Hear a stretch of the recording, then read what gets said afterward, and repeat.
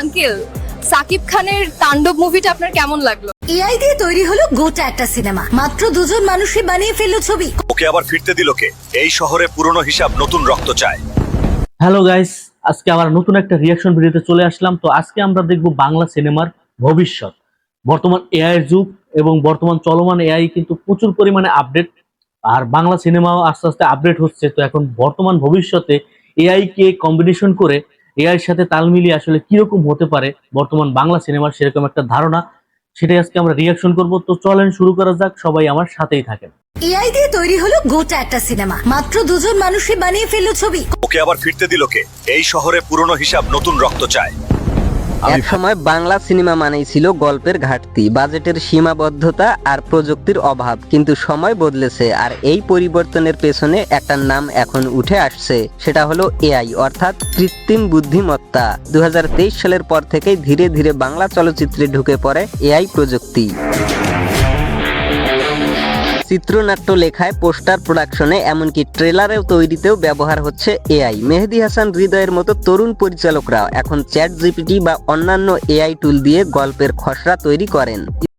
আসলে কতটুকু সত্যতা আমি জানি না, জাস্ট যে এআই দ্বারা মেহেদী হাসান হৃদয় আসলে কন্টেন্ট লিখেছেন কিনা সেটা সে নিজেই জানেন। হয়তো বা কিছু সাহায্য নিতেই পারেন স্ক্রিপ্ট লেখার ক্ষেত্রে। অনেক সময় দেখা যায় যে একটু ইউনিক কিছু কিন্তু হয়তো বা নিতেই পারে, স্বাভাবিক।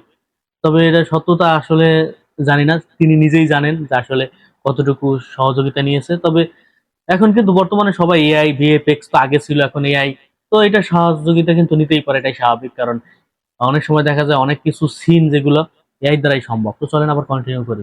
স্ক্রিপ্টের গঠন, সংলাপের গভীরতা সবকিছুই এখন অনেক বেশি ধারালো। আমি ভাইরে বাঁচাইতে পারি নাই।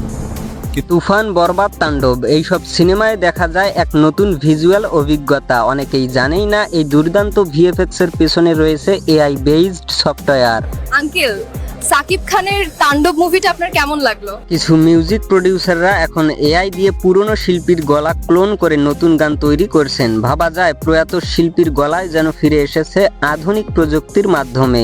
এআই কোনো জাদু নয়, এটা বিশাল ডেটা থেকে শিখে মানুষের মতো সিদ্ধান্ত নিতে পারে।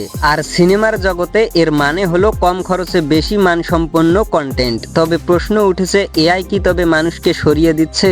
শিল্পীদের জায়গায় কি নিচ্ছে রোবট?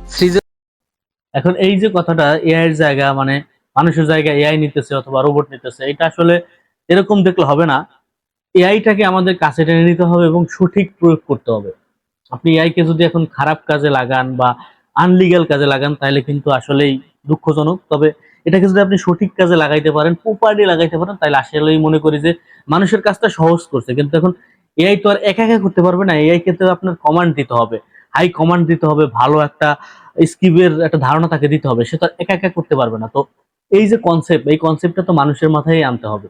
তো আমি মনে করি যে মানুষকে সরানোর কোনো প্রশ্ন নাই, কারণ মানুষই তো এআই কে নিয়ন্ত্রণ করতেছে এবং কমান্ড তো মানুষই দিতেছে। এমন না যে এআই সে নিজে থেকেই বুদ্ধি তৈরি করে এরকম কাজ করতেছে। এটা আসলে একটু আমি মনে করবো বেশিই বলে ফেলছে।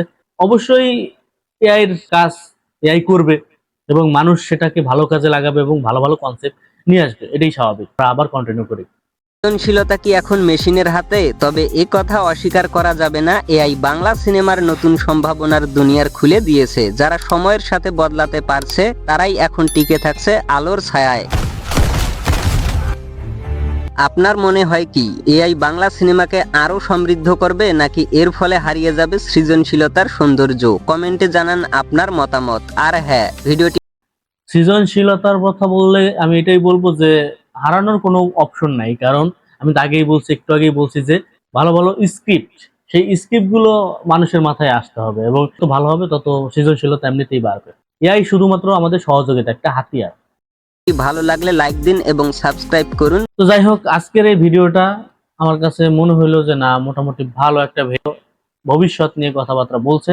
এখন একটা কথা হচ্ছে যে আমরা যদি এআইটাকে যদি দূরে ঠেলে দেই এবং এটাকে যদি প্রপারলি কাজে না লাগাই, তাইলে আসলে আমরা এখান থেকে কিছুই করতে পারবো না এবং এটা আমাদের প্রতিদ্বন্দ্বী করে কোনো লাভ নেই। কারণ মানুষ যখন কম্পিউটার চালানো শেখে বা যখন কম্পিউটার আসে, তখন কিন্তু মানুষের এরকম একটা ধারণা ছিল কম্পিউটার চলে আসছে তাহলে কি মানুষের কোনো কাজে লাগবে না। কিন্তু দেখেন, সেই কম্পিউটার চালানোর জন্য কিন্তু আরো অনেক ভালো ভালো মেধাবী মানুষের দরকার হয়। তো এগুলো কিন্তু মানুষই করে। তো এরকম এআই যতই হোক না হোক, সেটা কোনো বড় কথা নয়। বড় কথা হচ্ছে এআই কে নিয়ন্ত্রণ করার জন্য এরকম ভালো শিক্ষিত মেধাবী মানুষ এমনিতে আসবে এবং চলছে এগুলো।